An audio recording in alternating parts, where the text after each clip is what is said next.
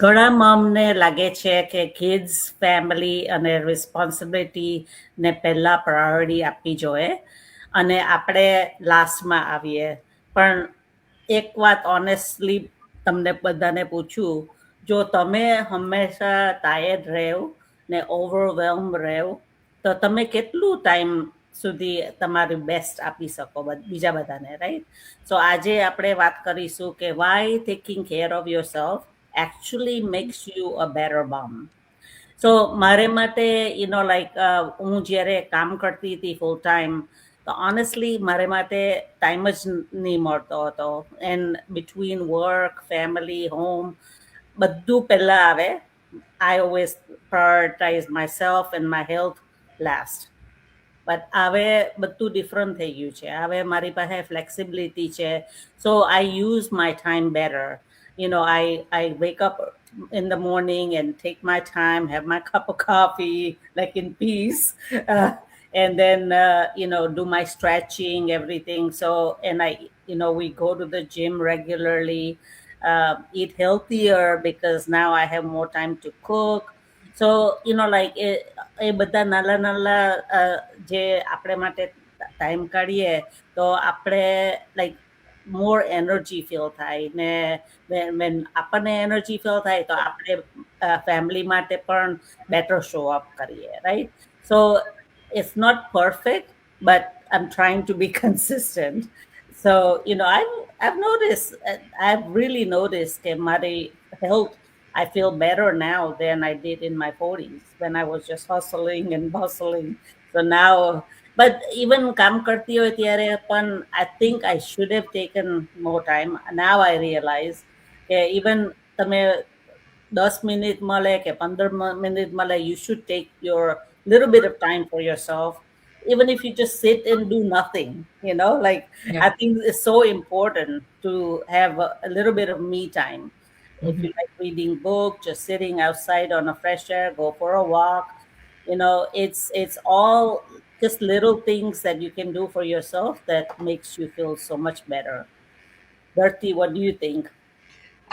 તમારી વાત સાચી છે. આપણે ઓલવેઝ હમણાં એક રિસન્ટ એક્સપિરિયન્સ તો નહીં, પણ રિસન્ટ એક પોડકાસ્ટમાં મેં સાંભળ્યું હતું કે તમે પેરેન્ટ્સ બનો છો કે હસબન્ડ વાઈફ બનો છો, એ પહેલા તમે કોણ છો, તમારા સેલ્ફને તમે ભૂલી ના જાઓ એમ. તમારું ફેમિલી છે, કિડ્સ છે, બધું જ બરાબર છે, પણ એના પહેલા તમે શું હતા. એટલે આપણે આપણા પોતાના સેલ્ફને પ્રાયોરિટાઇઝ કરવું બહુ જરૂરી છે. Yeah. અને આપણને જ ઇમ્પોર્ટન્સ નહીં આપીએ તો આપણે શું બતાવી રહ્યા છે આપણા કિડ્સને કે ફેમિલીને. Yeah. સો બહુ જરૂરી છે કે આપણને પહેલા આપણા સેલ્ફને ઇમ્પોર્ટન્સ આપવું અને પ્રાયોરિટાઇઝ કરવું.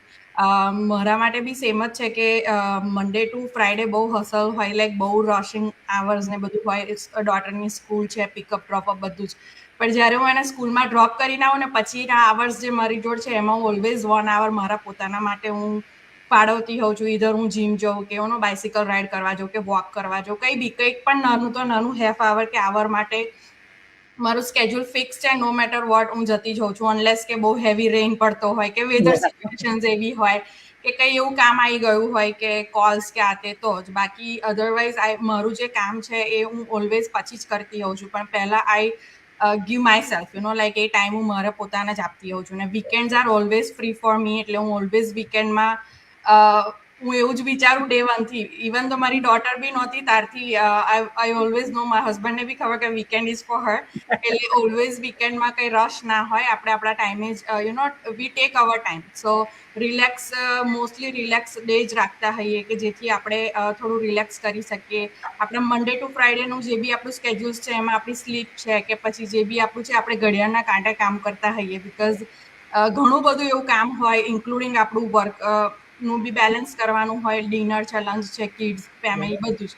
સો વીકેન્ડ એક એવી વસ્તુ છે કે એના માટે બી છે કે જે લોકોને પૂરા વીકમાં ટાઈમ નથી મળતો, એ લોકો એમના વીકેન્ડ એવી રીતના સ્કેડ્યુલ કરી શકે છે કે પોતાને થોડો ટાઈમ આપી શકે, વીકેન્ડમાં એમનો ટાઈમ કાઢી શકે ને પૂરા વીકનું ફ્યુઅલ વીકેન્ડમાં એ લોકો કરી શકે.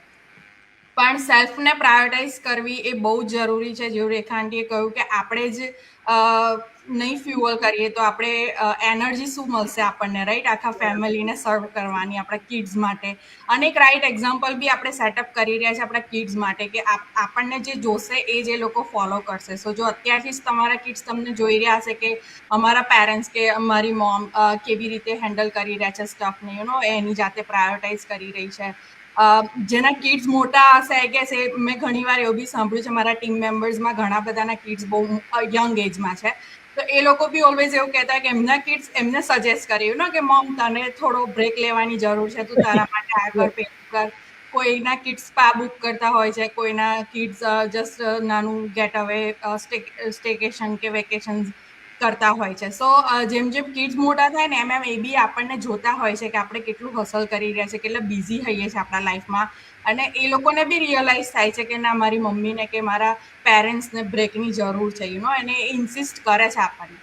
પણ નાના કિડ્સ હોય ત્યારે ઓલવેઝ આપણને એક્સ્ટ્રા એનર્જી જોઈતી જ હોય છે એમના પાછળ, બીકોઝ આપણે બધું જ કરવાનું હોય છે. સ્પેશિયલી બહારની કન્ટ્રીમાં રહેતા હોય તો હેલ્પ બહુ ઓછી તમને મળી રહેતી હોય. એટલે તમે બધું જ કરી રહ્યા છો તો આ બધા પાછળ રન કરવા માટે તમને ખુદને બી એનર્જી હોવી જરૂરી છે. સો સેલ્ફ ને પહેલા તમે રાખો અને પછી તમે બધું કરશો તો ડેફિનેટલી તમને ઘણો બધો ચેન્જ જોવા મળશે. અને સમટાઈમ એવું બી થાય કે આખા વીકનું કામ કરીએ, બધું જ આપણે જ કરતા હોઈએ તો એન્ડમાં આપણે એવા ફ્રસ્ટ્રેટ થઈ જઈએ.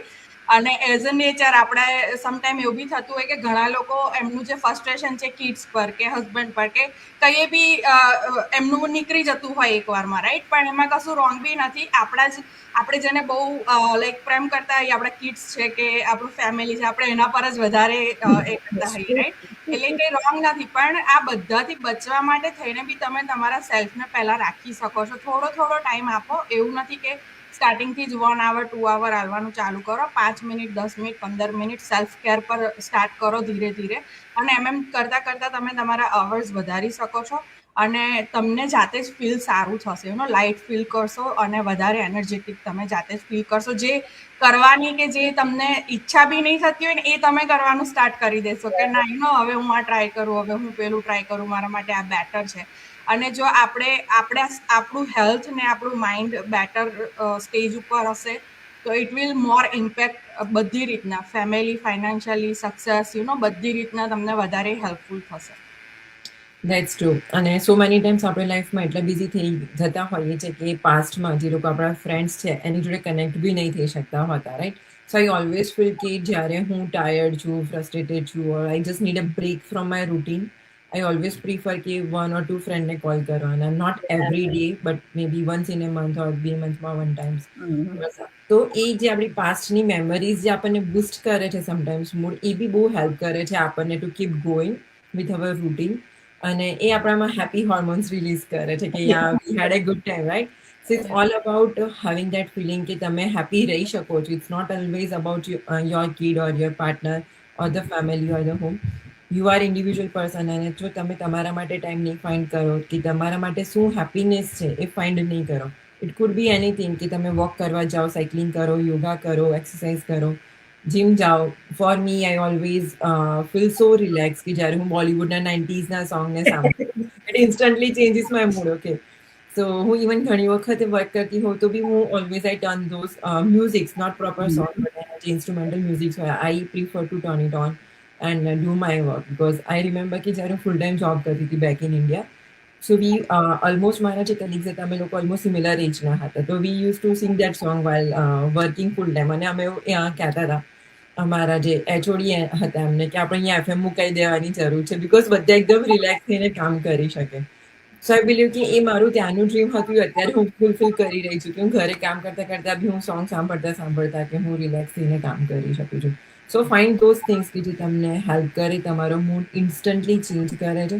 Sometimes single song changes my mood drastically, because તમે એકદમ રિલેક્સ ફીલ થાઓ, તમે ડાઉન ફીલ કરતા હોય તો તમે મોટિવેટેડ ફીલ કરો, અને તમે એ જે ફીલ કરો છો you carry that energy for couple of hours, not for couple of days but definitely for couple of hours.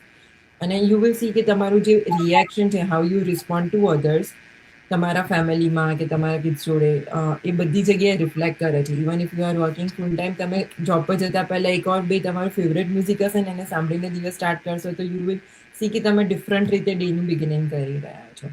સો જે તમારા માટે વર્ક કરે છે એ વસ્તુને પહેલાં ફિગર આઉટ કરવાનું, અને દેન ડેફિનેટલી કન્ટિન્યુઅસલી એના પર વર્ક કરો તો you see a good result.